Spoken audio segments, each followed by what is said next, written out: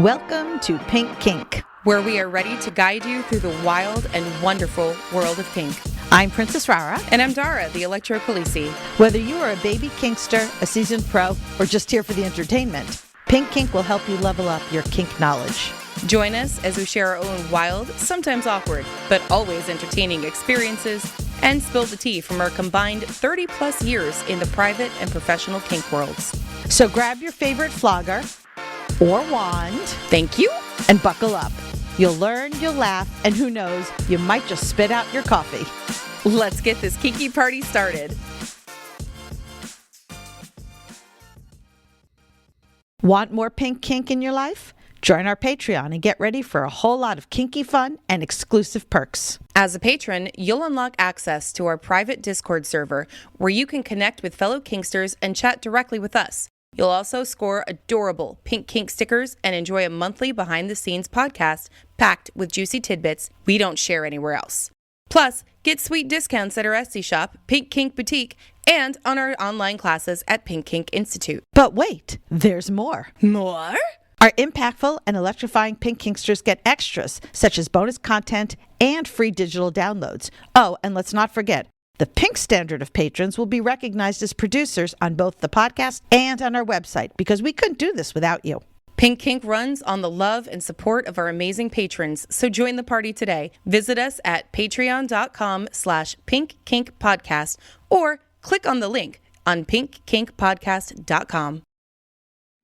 Today's episode is produced by our electrifying Pink Kinksters. Thank you, Jay, Witcherman, Brianna Lynn, Daddy J, Fabe, William P., Claire, Lady Blooding, Naughty and Nice, Butte Pain, Manda Panda, Cat, Stefan, Shadow Phoenix, Christopher, Brian, May Cry Devil, Ruby Riot, Enchanted Sparrow, The Wombat, Impact Hazard, Twitch, The Midnight Girl, Sinful, J21, Daisy If You Do, AK Harley Chick, Serenity, Belle, Eric, Lady Affliction, Pumpkin Pie, Ms. Tourmaline, S'more, Hacksaw, Wee Mad Beastie, To Be Better For Me, 3 a.m. Thoughts, Crash Override, Iro, Kinky Bear, Sviper No Swiping, Barbie, Navigator Bard, Frost, Coffee and Chaos, Mr. Pillsbury, Peaches, Mighty Owl, Lady and Lex, Chaos Monster, Jessa Lady, DJ Harlow, Ophelia, Drew, Birchbeard, Lady to Kitten, Cydia Lemon,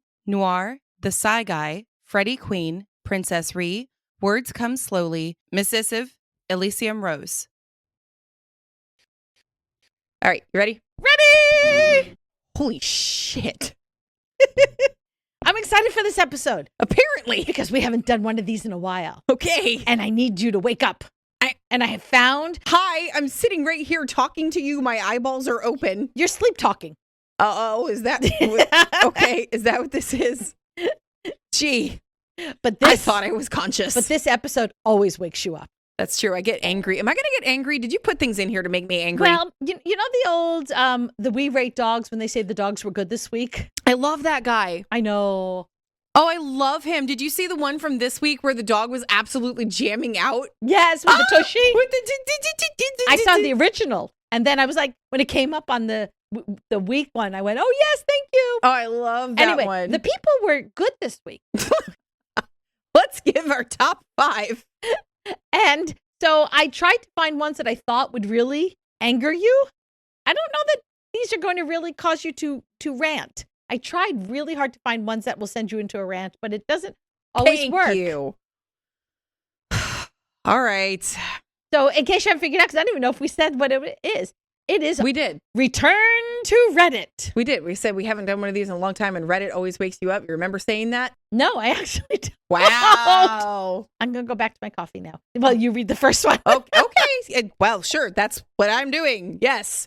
I'm doing the first one. Where is it? At the top. Fuck you. You already have. Twice. Is that joke ever going to get old? No. No, it won't. All right. I was talking to my partner about the nature of the DS relationship, and he said some things that disturbed me. Ooh. This is, I think we're going to do this like a TikTok episode. TikTok? What the fucking fuck? Lisa, don't make fun of me. You can't talk either. TikTok episode this is where green and red flag guy comes in. Oh, yes. Okay. Okay? All right. He's standing there going, I'm more nervous than a pig in a sausage factory with the two flags. Yeah, I know. Yeah. I don't think he says that. He says cute ones. That was That was rather a good disturbing. one, though. I like that one. I just made that up. A sub by practice and nature, 38F. I like to think I'm familiar with DS dynamics. However, my partner, 43M, said some things recently that have me wondering if I'm mistaken or if this goes beyond dominant and is indicative of potentially damaging behavior. Oh boy. I told you, I try to pick ones that would make you All right, rant. We need another red green flag guy. More than one? I don't know. Okay. My understanding is that the dom's power only extends as far as the sub is willing to relinquish that power. Sounds reasonable. I also understand the euphoria of being lost in subspace, completely letting go and having absolute trust that while your dom may push your boundaries, they will always keep you safe. The freedom in that trust is bliss. It's almost sacred. To me, that should come from with the understanding that there are boundaries that should never be crossed with the sub. Yes, safe words keep that boundary in check, but I like the comfort of knowing that my dom would never intentionally push me so far that I have to use it. I also want the security in knowing that the safe word would be respected if used during a scene. Duh. These are all fucking reasonable. I don't understand what the issue is. Why did you give me the longest one? I'm sorry. Dad, it's like a whole page long. That means establishing... This is a whole page and you minimize the borders. The fuck? Sorry. That means establishing those boundaries well before engaging in any play.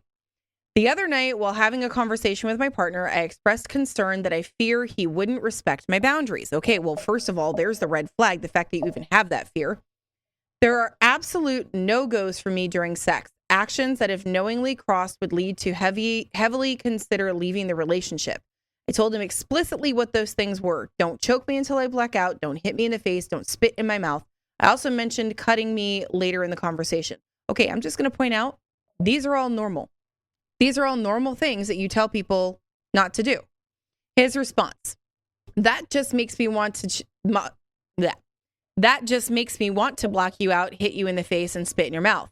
As a sub, you don't get to nitpick about every little thing the dom does, like don't pull my hair, don't pinch my butt. Actually, yes, it does. Excuse me? In my mind, this isn't him wanting a DS relationship. I see no exchange of power in the scenario. I read that as him wanting absolute unchecked control.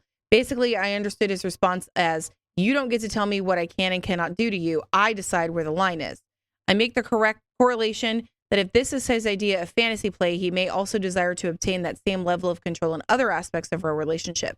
The implications of toxicity and abuse that can stem from this mindset scared me. I was visibly upset.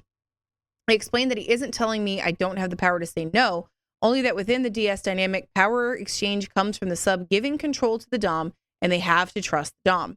That pushing the sub's comfort level is the point. He said I misunderstood what he was telling me, and I was self-sabotaging the relationship by drawing irrational conclusions. I'm going to punch this guy in the throat. Him equating being choked until I pass out to having my hair pulled was dismissive, and I felt he was mocking me. It makes me think he doesn't respect my boundaries, and I shouldn't trust him anymore in any regards. Did I fundamentally misinterpret? No. Run. Get the fuck out. Run. Red flag all the way. Flying, kicking red flags, twirling like a goddamn baton. This is, first of all, I want to sit down with this woman and go, you really have to go to total strangers on Reddit to find out if this is okay or not? Like, how do you not just know this is not okay? Because conditioning. Because she's probably read or watched, or this is her only DS relationship that she's ever had. And if she's getting all the information from books that don't really show, what real DS relationships are or should be like, then yeah, that's what she's going to think. This idea that it is the dom's job to push the submissive. Absolutely. The fucking is one fuck not. of those myths that just gets my goat. I cannot stand this. It is never the dom's choice to push the submissive. The submissive can ask the dom to push them. The submissive makes the choice and decision. I want to be pushed. I am asking the dom to push me. You can say that's okay. It is never the dom's choice to push. No, you can say something like, okay, so for right now, choking me until I black out is a limit. Choking is okay, but the blackout part is not, which is what I was kind of reading from that. And then later on you say, okay, I'm ready. I want you to choke me out. I'm ready. Make it so. That's fine. I would like to get to a point someday where submissives don't need to ask these questions of strangers on the internet, that they just know this is bullshit. This is not how it's supposed to work. Because DS dynamics does not change the fundamentals of relationship rules. Or humanity. And in any type of relationship, vanilla or DS, you're allowed to have boundaries and limits and things that you tell your partner, I don't want you to do. And even if that partner is your dominant, they don't get to decide, that's not too bad for you. I want to do it, so that's what we're going to do. That's not DS, that's abuse. Because remember, the difference between DS and abuse is consent. And she has made it crystal clear she does not consent to those things. She 100% did everything she was supposed to do. She communicated, she knew her limits, she expressed the boundaries, and then when he said that he was going to do them anyway, she went, "What?" And the fact that, I will say one thing, that him equating being choked till I passed out to having my hair pulled was dismissive. Perhaps it was dismissive in the way he said them. But they are the same in that if you have said no to both of those, then they can't happen. End of story. And it's not like, oh, I understand why you would say no to being choked to blackout. That's big. That's totally edge play. But come on, pulling your hair is not that big of a deal. I can introduce you to people who've had their hair pulled incorrectly and it damaged their neck. Yep. Well, not only that, but that's the equivalent of saying to me that having my arms pinned over my head is something that all dominants would do. And having your arms tied to the bed frame, that's nothing. That's normal. You can't say no to that because that's so basic. Oh my God. No, that's a PTSD response for me. I can't have it. That is a full-blown limitation. It's one of the reasons I can't do rope. And if I do, my arms have to be free. That's the first thing I say to any rope person is, do not fucking tie my arms. And Daddy J knows that he cannot hold me by my wrists. At our birthday 2 years ago, a hot Asian guy pinned me up against the wall and took my arms and put them up against the wall. And I flat told him, I was like, you can't do that. He didn't know.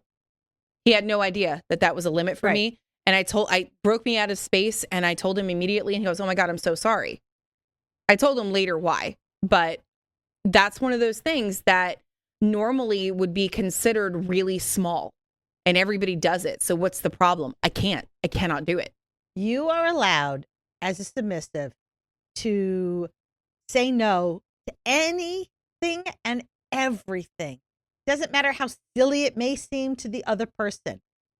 To me, the fact that he is dismissive of your boundaries concerns and boundaries is the largest red flag you could ever come up with.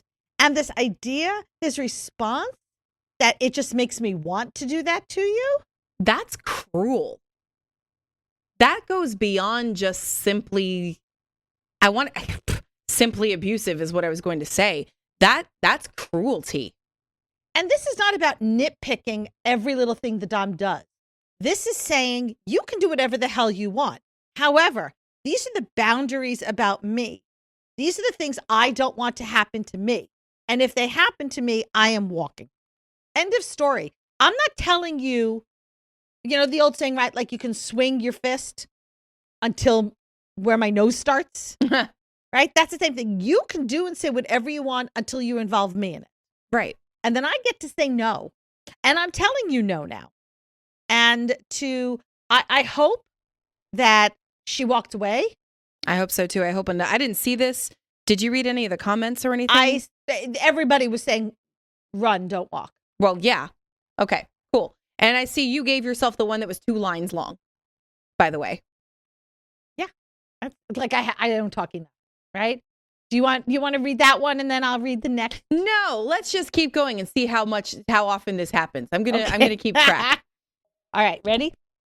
Well, this one though is a good one for you to answer.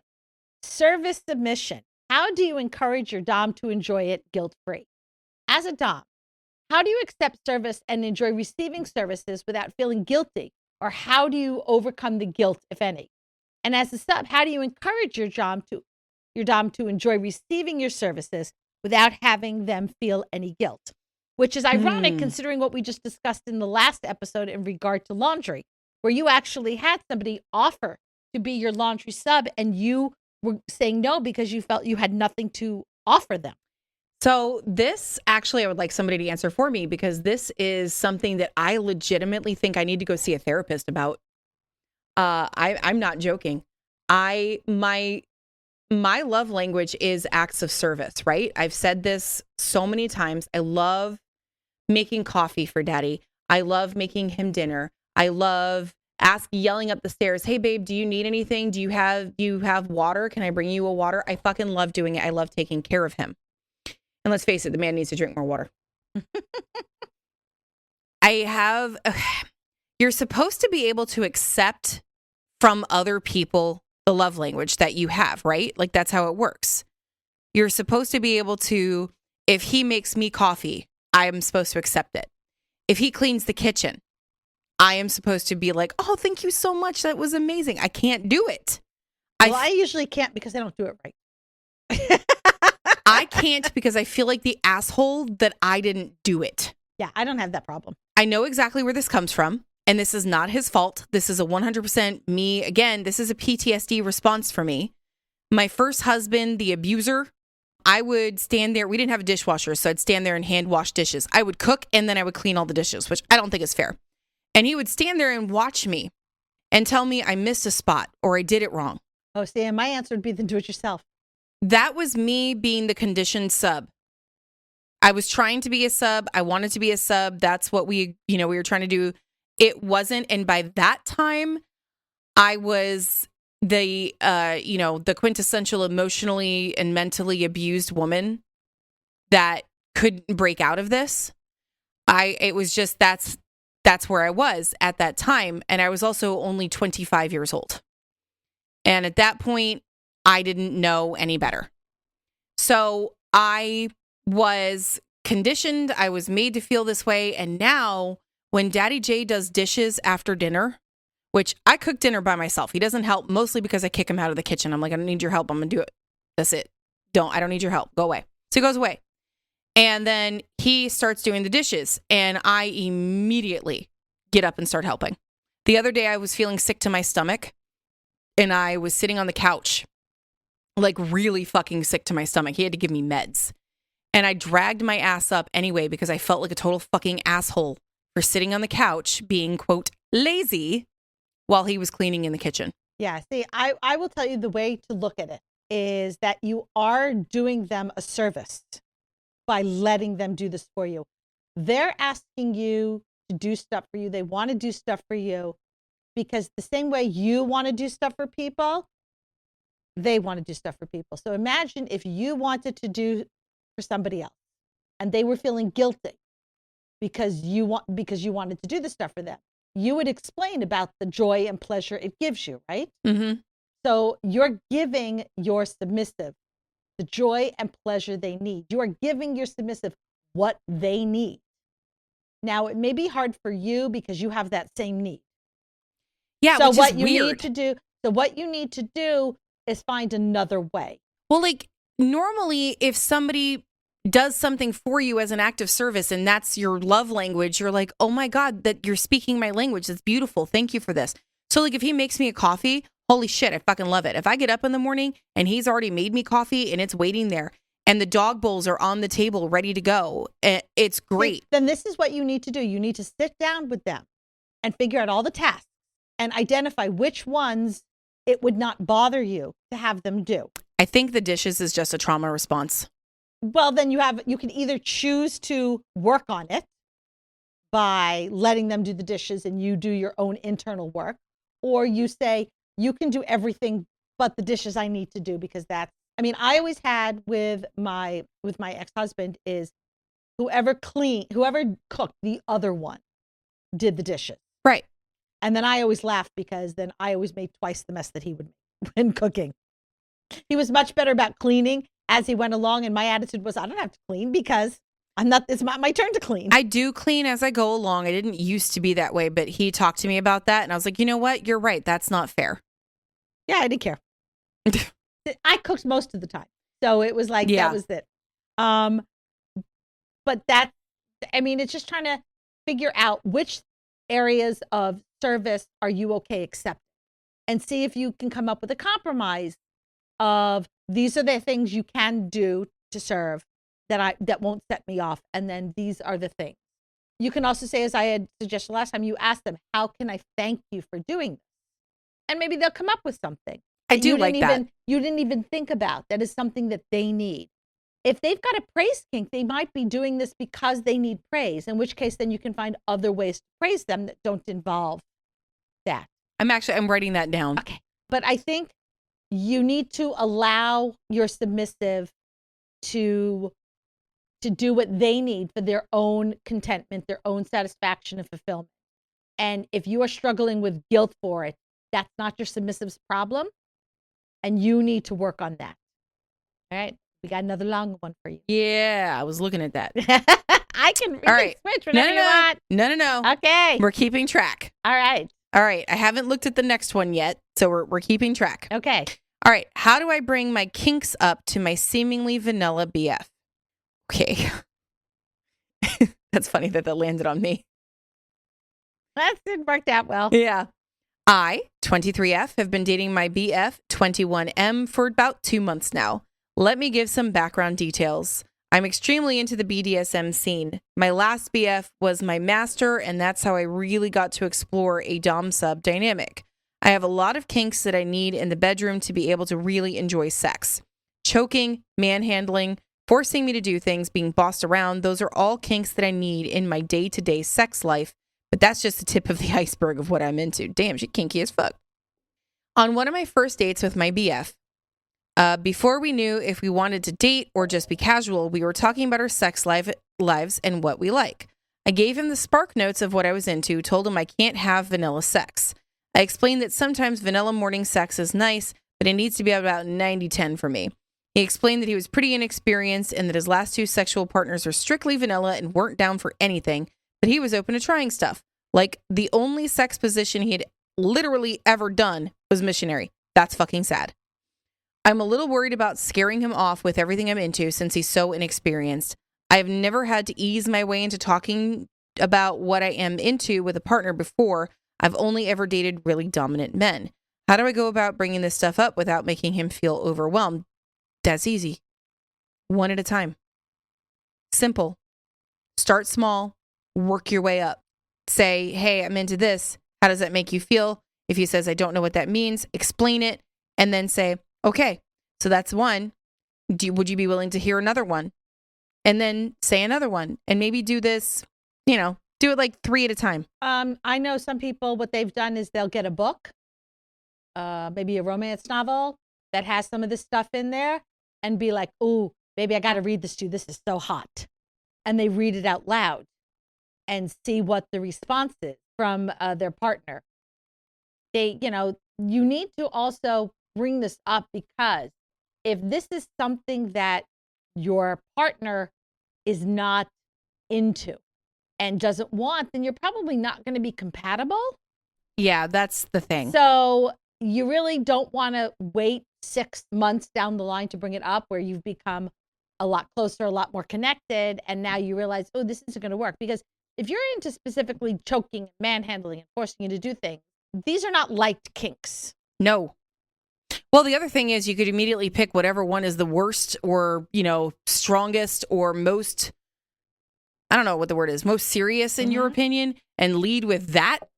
And then if he doesn't freak out, then that's easy. I mean, I brought my entire kink bag over to Daddy Jay's house for a weekend on our 4th date. But, right, like if you're watching a movie together and something happens that's like kinky, point it out. Go, oh, wow, that's really hot, don't you think? Watch a kinky movie. And that gives them a chance to say, ew, no, that's disgusting, in which case you have your answer. Or they might say, yeah, that really is hot. And you could be like, mm-hmm. You got a couple of options with where to go from here. You can do several different ways. You can scare the crap out of them. For me, what I'm concerned about is that they explain that they need this stuff, right? That she specifically says, I need in the bedroom. So fetish level stuff. To be able stuff. to really enjoy sex. So the problems become, they've been together for 2 months. Are you A, not having sex? Haven't had sex yet? Or B, are you having sex and because you're not doing these things, you're now lying to your partner and pretending you're enjoying it? I don't understand, but you really shouldn't, if it's that important that you need it, that you can't live without it, waiting till you're dating 2 months, to me, is disingenuous. This should be something that comes up almost immediately into your relationship. If it's something that you're like kind of meh, you don't need it, then sure, I can see waiting a little bit longer because you don't need it. But like, I refused to even go on our first date with Daddy J without him knowing I was little. I said, this is what I'm looking for. Can you handle this? We hadn't even met yet. Well, this actually leads perfectly into the next question. They are related. How to talk to people on dating apps about their sexual preferences and whether they're into BDSM. I see this is another small one. Yeah. I matched these 4 sizes. Okay. Okay. I, 26 female lesbian, easily fall into subspace with partners. And I want to tell prospective partners this without them getting weirded out. I'm not on any BDSM specific websites or apps because honestly, it's hard enough trying to meet people as it is. So without scaring people off, how do I bring up my interest in BDSM with people I want to date? Well, there's so much that I want to say about this. Number one, I love about the BDSM specific websites because she thinks that will solve her problem. I am on BDSM specific websites.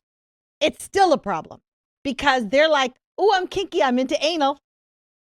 And it's like, I'm kinky, I'm into making you bleed on purpose and finger painting it. We're not the same. I'm into zapping your ball sack.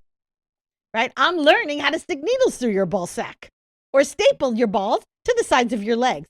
We are not the same. Oh my God. You and I, if we started going off on that, people would freak. We should do that.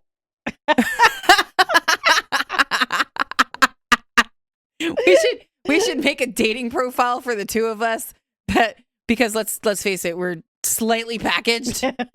We're like, hey, if you want to date either one of us, here are the things that you're going to have to be cool with. So when I first got onto dating apps, I went on to like OkCupid. That's one of the ones that are a little more friendly to kink and polyam folks. And I started off with very basic things like, what's the quote from the Rihanna song? Whips and chains excite me. Right, Yeah. so I put whips and chains excite me in there. But again, I kept running into people who weren't getting it. So then I tried being a little less discreet. And I kept working it up and changing it. So finally I gave up and I just wrote, if BDSM is not your thing, we are not compatible. Me. Yeah. And I still got people who were like, well, I'd like to learn about it. Yeah, but see, the difference is when you get people like that, you're like, no, I'm so far out there, I could never bring you up to my level unless you were already most of the way there. Me, on the other hand, I love new people. I love bringing new people into my fold. Yeah, because here's the thing. I already have one partner who I don't have kink with, and that's fine, and we're good. But I want my next partner to have kink with, right? Isn't that the whole point of polyam? Is I can have it all. Yeah. I want my next person that I'm involved with, whether they're my submissive or whether they're just somebody that I'm dating and we play together. I need them to be open to hopefully playing with, because I would like to try. My kink has always been platonic. I'd like to try some less platonic kink. Okay. You just don't have the person. I just don't have the person.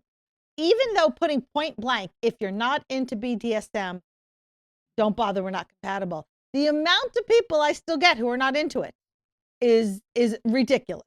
So that's just the reality. So what you have to decide is how open you want to be. You can be absolutely blunt and say what I said, which is if you're not into BDSM, don't bother.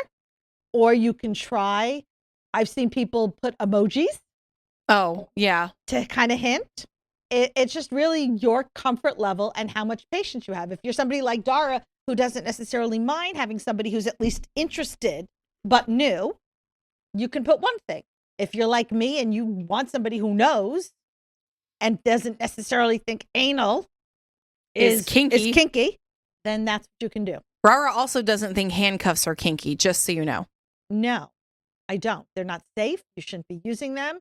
If you want to bind somebody, then get specific wrist cuffs that will not damage the wrist. Did I tell you I went over to a cop the other day and I flicked him in the shoulder and I said, abusing a police officer? And he said, don't make me put you in handcuffs. And I looked at him and I said, oh, please do. There's a TikTok where there's a cop handcuffing a woman with her hands behind her. And she goes, I don't think you realize, but I'm into this. Well, so let me just clarify. The cop is a really good friend of mine. Well, yeah, I assumed that. I don't want you guys thinking I'm just doing this to a random cop on the street, because no. I think I said something to the effect of, oh, daddy, you know I love that. He was laughing so hard. I'm like, bye. I listen, I understand and I get how hard it is to date in the kink community. I really do, especially for those of us who are pretty out there with our kinks. We've really narrowed the field down. What I would suggest, if you possibly can, fuck the goddamn dating apps and go to events, go to munches. See, and I can't even say that because the dating app worked for me. I am fully aware of how lucky I am with that. Like, I lucked out like crazy. Yeah, you are the exception, not the rule. Mm-hmm. I am aware. All right. One that is longer than 3 lines, I see. Again. Okay. They're better. I got better. Okay. Well, let me look ahead a little bit here. All right. That one is normal sized. All right. Thank you. Cool. You got there in the end. Proud of you. Thank you. Yeah. Pat. Uh-huh. That okay. That's it. Fine. Thank you. Wait. Okay. No, wait. I'm going to do something. You ready? Ready. Good girl, Rara. I'm gonna die. Help! Oh shit, she's still glaring. Okay. Talk. Okay. Let's see. Caring for subdrop. My sub and I have been in our dynamic for almost 2.5 years. In that time, we've never had an issue with significant drop. The most she's experienced were little dips until yesterday. My good girl and I have started playing with orgasm torture, which she is obsessed with. But after our session last night, she couldn't pull out of subspace and then dropped hard. We did all of the usual aftercare, followed by extra snuggling once I realized what was happening, but nothing I did was helping. I'm not sure what to do. She's still really off today, and I had her stay home from work because she's so messed up. I'm doing my best to get her through it. Did I do something wrong? Is there any more that I could do for her? I feel helpless and guilty. Okay. My dude, no, you didn't do anything wrong. This is normal. It's a new kink that you guys are experiencing with. She's never done this before. Every kink is going to be different when it comes to how you react to it. And honestly, it could just be she was really, really into it, which made her go into subspace harder, which then made the drop even harder. It could be this is the only time she ever does this subspace type and then drops that hard. That's it. Once you do it the one time, you never do it like that again. Or this could be the type of kink that sends her into subspace similar to this and dropping similar to this every time. There's no way to tell. No, I mean, sub drop, just because it happened this time doesn't mean it's going to happen next time. Also, what worked for aftercare this time doesn't mean it's going to work what happened the next time. What she needs to figure out, and that's for her to figure out, not you, is if this is the norm for her, if this is how she's going to drop after this particular scene, is it worth it to her? Because for some people, they may say, yeah, that's fine. I recognize that if I do this particular scene, I'm going to drop it. I'm going to drop hard, but that's okay because I enjoyed it so much. And other people may say, yeah, not worth it. That drop was too much. And I'm not going to, I don't need to do that anymore. But that's for her to figure out. I understand feeling helpless and guilty. Something in your mind, you're probably going, something I did to her is causing her to feel this way. Like you feel like you pushed too far and didn't read the signs to stop is what you're probably feeling. Yeah. It's not the case. Yeah. All you can do is continue to do what you're doing, which is lots and lots of snuggles, talking to her, taking care of her. And once the drop is over, then the two of you need to sit down. Mm-hmm. Maybe there's a different way to do her aftercare that will help minimize it. One thing I have to say, absolute fucking kudos to you for making her stay home from work. Even if sometimes that's not an option, I'm glad that you recognize that she was too messed up to do that. Right. And we can tell you not to feel guilty, but I understand that's a human emotion and you probably aren't going to listen to us anyway, and you're still going to feel guilty. But for anybody who's willing to listen to us, there's no reason to feel guilty over this. It's just, it's unfortunately what goes up must come down. You should post as a response, please listen to this episode of Pink Kink Podcast in order to hear your answer. Yeah. I just, it's step drop is just one of those things that there's never an absolute about. No, and the same thing. I mean, you could do the exact same aftercare for one particular kink and it works every time. And then it's completely out the window for another kink. Yeah. But, once everything is settled and everybody's back in the right headspace, look at the aftercare and see if maybe there's some things you can do to change it, right? Maybe getting her, like if you wear a certain scent, spraying that scent over her pillow or a t-shirt or something that she could snuggle into and help calm her. Maybe it's when you do it, you play on a Saturday night. So if Sunday she's dropping, you could just plan on just not going anywhere Sunday, but staying home together and cuddling. Whatever it is you need to do. Weighted blankets and weighted hoodies are also a good one for that. Oh, there's weighted stuffies now too. Mm-hmm. And the ones, so there's those stuffies that are weighted and they have the heartbeat thing going on. Yeah, there's a lot that there's going on now. So, but for right now, until this passes, there's not much more you can do other than what you're already doing, which is obviously being a caring partner who's there for her. Mm-hmm. All right, this one cracked me up because I really find it funny that they asked. But okay, I'm gonna, because it just never would have crossed my mind to even think about it this way. Is it non-consensually involving others in your kink if you're on the phone with somebody who doesn't know? Huh? So last night, my fiance called a Chinese food place to order us food. And I thought about reaching down and messing around with him while he was on the phone. However, I read a post on here a while back about how non-consensually involving others in your kink is a thing. And it resonated with me a lot. And I remembered it. So I just let him order while I rubbed his chest a little bit since I was in an affectionate mood. What do you think if I was to start hand jobbing or blow jobbing him while he was trying to give someone his order? Would that be wrong? I know vanillas who do it. I've done that. I know tons of vanillas who do it who would never think of it as a kink, which to me is what is so incredibly fascinating, is how what could be a kink to one person isn't to another person.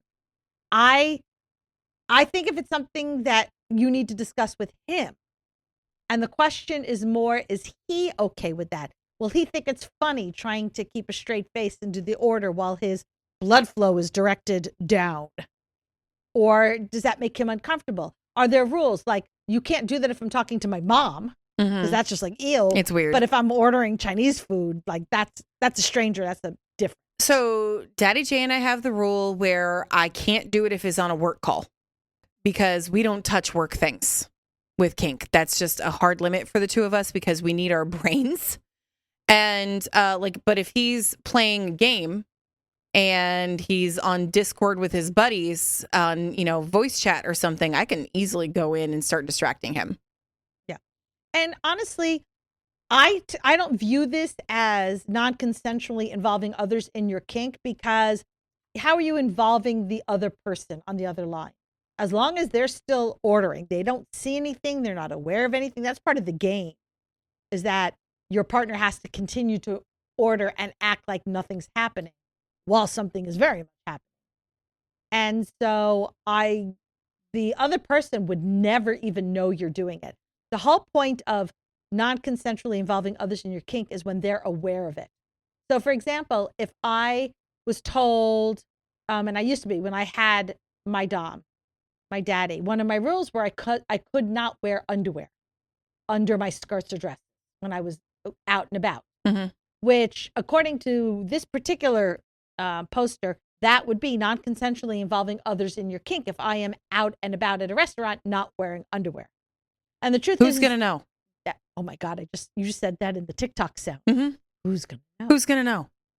And so I think that's not a big deal. I mean, now, if I were to pull my skirt up and start playing with myself while I was in that public place, then that would definitely be non-consensually involving others in your kink. We're talking about things like being on the subway with your pup in full gear and putting a dog bowl on the ground and making your pup eat out of the dog bowl. Right.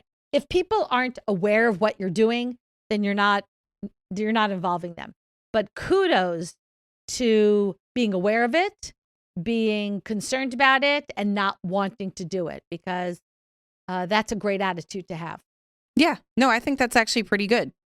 I mean, we always want to, praise people for questioning that, unless it's something so goddamn obvious, like one of the ones that we read about in the beginning, and you're like, wait, well, how do you not know that this is abuse? Yeah. But it really comes down to what is your partner okay with in this instance, and setting rules and boundaries about when it's okay. Right. Like talking to your mom. Some people think that's funny. Some people think it's downright fucking weird. I mean, I've done it. I've done it too. I think it's funny. Yeah. But that's the relationship. Right. It's not my mom, but whatever. Listen, I've had to yell at my mom to not answer the phone. I don't want to hear I've interrupted you. Don't fucking answer the phone if you're busy. Yeah. Thank you very much. Yeah. Don't non-consensually involve me in your sex life. I'm here. I know you have one. I don't need details. I guess the good news is I don't really have to worry about this situation with Daddy J because his mom's dead. See? Look at that. You have to tell him, look, I found another positive thing. Right. So we don't have to worry about that. He would be so proud of me for that joke, by the way. People who maybe just started listening don't understand. It's a running joke with Daddy J. He's totally on board with that. I'm telling you, he'd be so proud of me. I'm going to go home and I'm going to tell him I made that joke on the podcast. And he's like, oh my God, that's so great.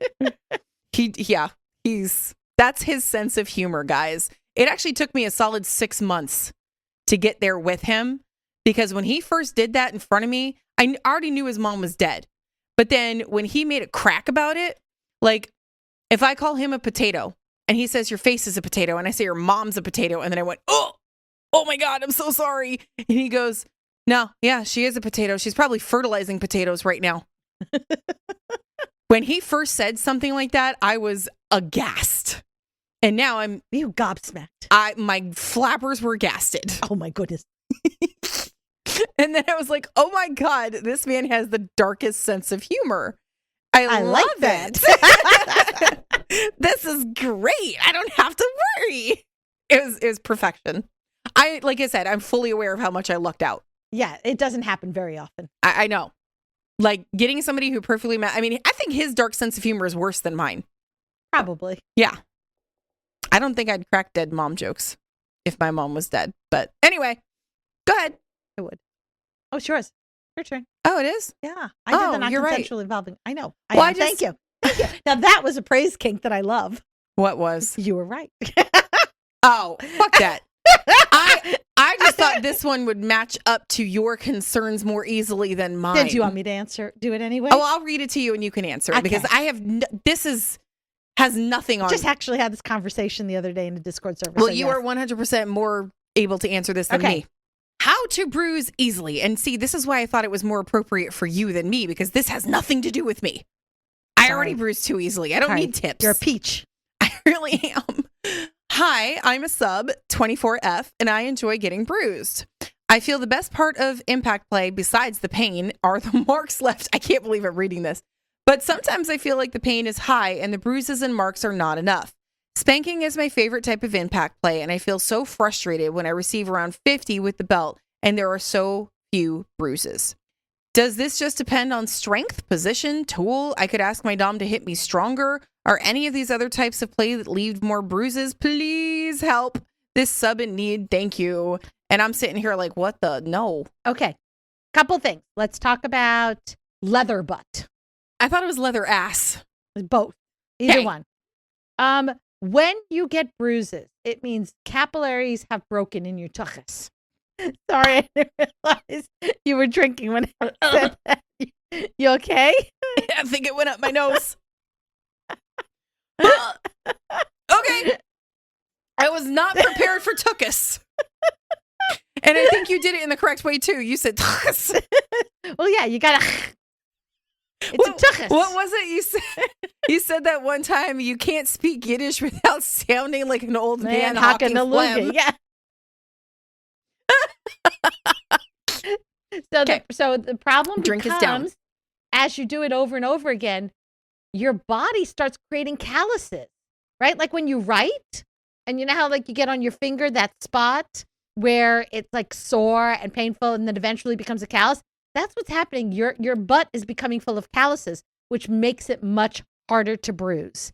Now, are there things you can do? Well, some people will tell you that you can take baby aspirin, which will thin out your blood and make it easier for you to bruise. That is so not. Okay. This falls under risk-aware kink.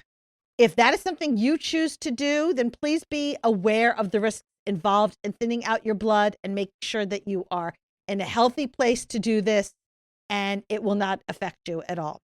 However, I want to touch on something different, which is she says the best part is the marks left. And I am so guilty of this, so I'm going to speak to, I'm not going to get on my high horse and tell you I've never been like this, because I am and I still am sometimes.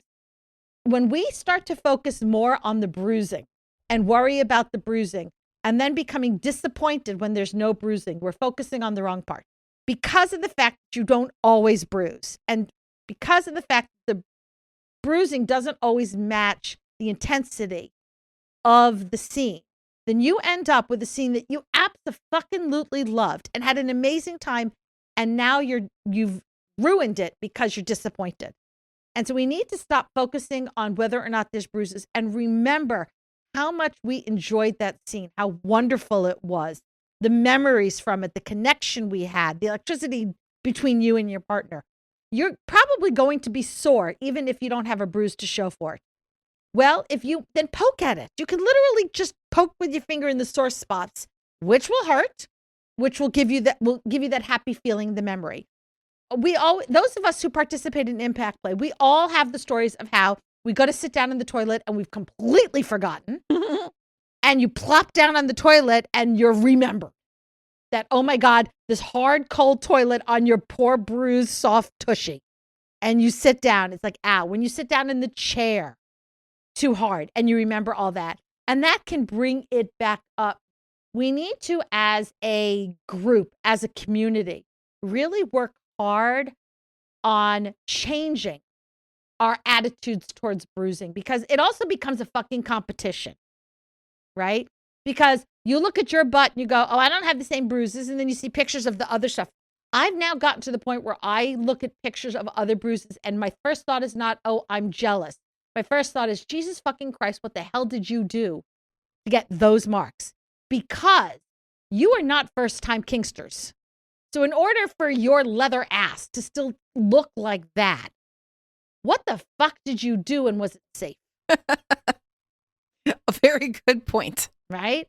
And everybody bruises differently. Like some people get black and blue marks that are more black than blue. Some people get like that purple. Yeah. I might be. That depends on how hard the hit is. Right? Are there if you break skin, you are more likely to get a bruise, but I don't necessarily recommend breaking skin. Not everybody even wants to have that. But we really need to, and again, easier said than done, and I know, and this is something I'm still constantly working on with me, is to no longer associate whether or not you had a good time in that scene to what bruising you may or may not have. So that's my bruising soapbox. All right, our last one. You ready? I was going to say, it better be a good one. I know. I'm a little saddened that we haven't had a lot that have been rant-worthy. Well, only the first one, Yeah, really. The rest have just been educational, which is fine. We're an educational podcast. But we haven't gotten like really excitable. Yeah, I'm sorry. I'll try to get you excitable with this one, but we'll see. Okay. Title is Scene Gone Bad. A scene went bad this week and went strongly into the arena of straight up non-consent.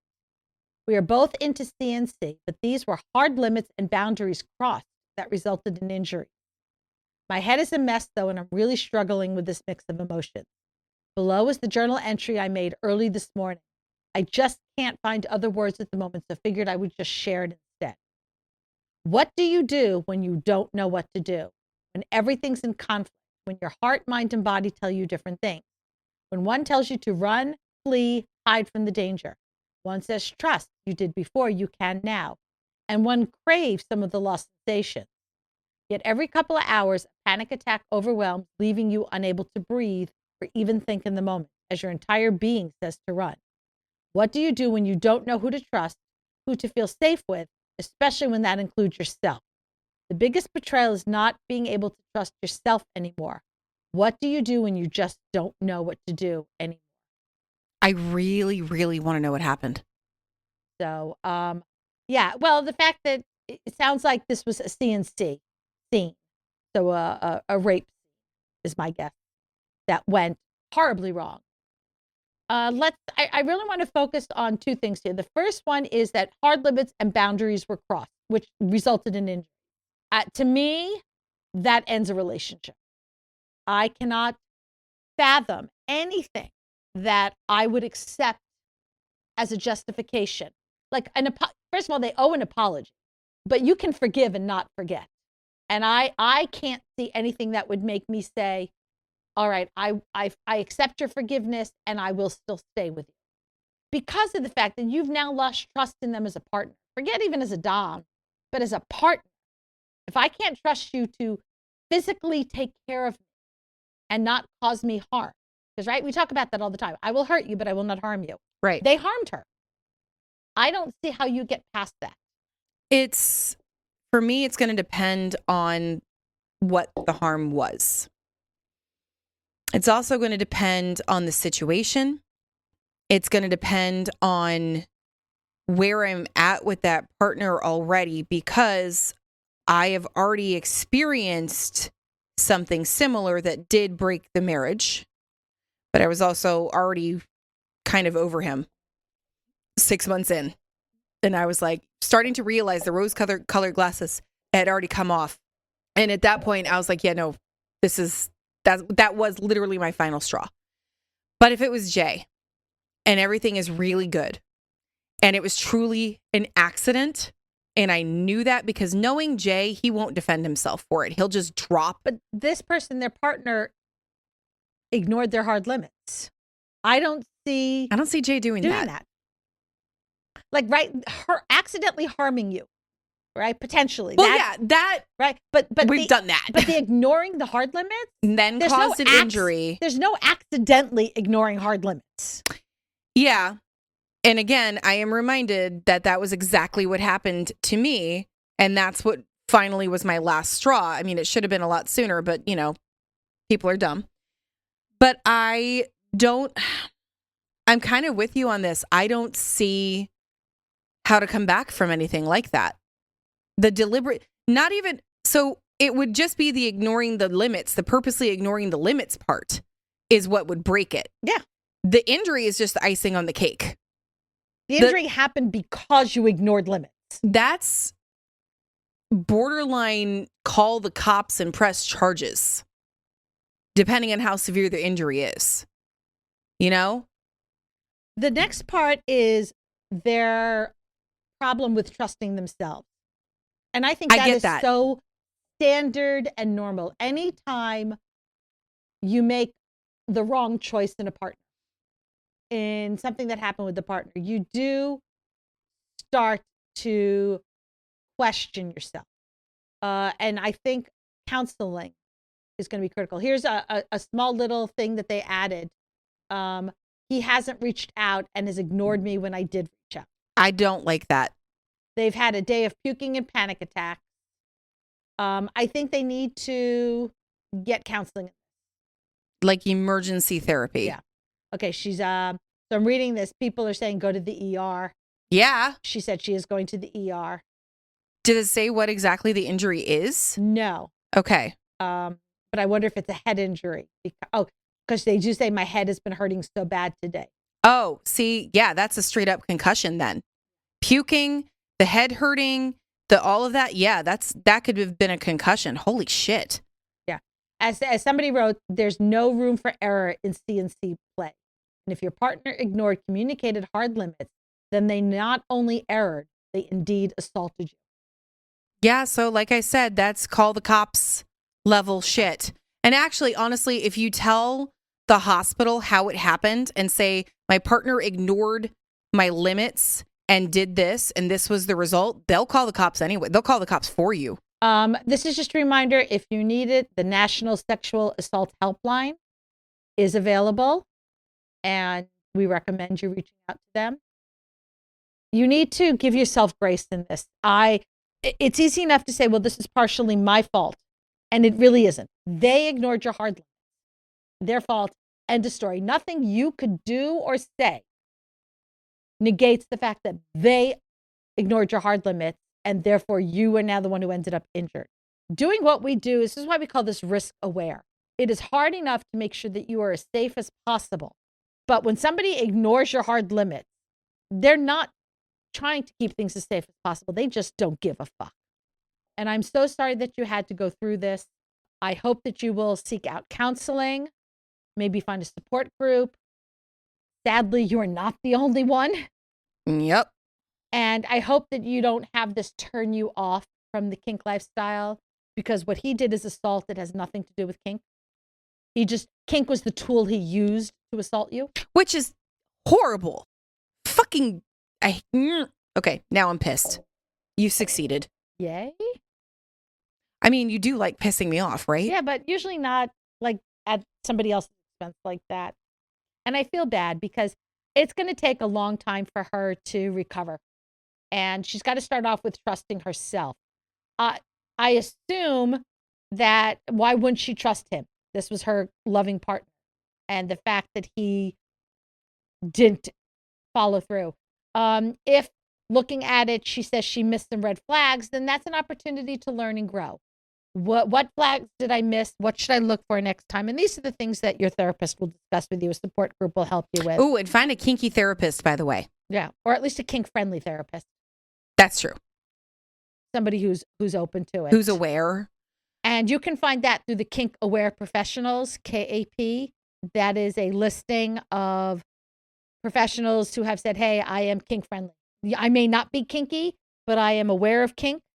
And I am understanding of kink, and I will not judge you for that kink, and I will be able to help you. That's the best possible option. All right, well, that ended in a gloriously low note. Sad note, I'm sorry. Well, if you don't want to hear sad stories like this, then help us out by contributing to our BDSM_AITA. Am I the asshole? Specifically about BDSM situations. It is on Reddit. We, the royal we again. We are the monitors for this. I do some. Really? Yeah. Oh, okay. And put stories in there of things that you've either been involved in or things you've seen or things you've heard. And give us some more examples to include in future Reddit episodes. We know you guys love these, but we can only use what we got from people posting. And if you guys don't post the good stuff. Yeah. And also we're already banned from some. Well, I can read those. I just can't comment on them. Oh, well, same. I'm banned from commenting. Yeah. Yeah. Which is a story all on its own. Okay. I'm just going to leave it there. That's good. That's good. it. Right there. Right there. Thanks for hanging out with us today. If you enjoyed what you heard, make sure to subscribe so you don't miss a minute of our fun and educational content. New episodes drop every Friday. If you love what we do and want to help us keep creating, support us on Patreon at patreon.com/pinkkinkpodcast. You can also support our affiliates to benefit small businesses and us at the same time. No extra cash? No problem. You can still help by spreading the word about your favorite kinky podcast. Share us with your friends, and don't forget to rate and review us on Spotify, Apple Podcasts, or wherever you listen. Those 5-star reviews mean the world to us. And those 5-star reviews go a long way in boosting our podcast through the algorithm and reaching more listeners. Sign up for our Pink Kink Institute classes. Shop at our Etsy shop, Pink Kink Boutique. Stay connected with us on social media. You'll find all the links on our link tree posted in the show notes. Your support means the world to us. So until next time, stay pink and level up your kink knowledge.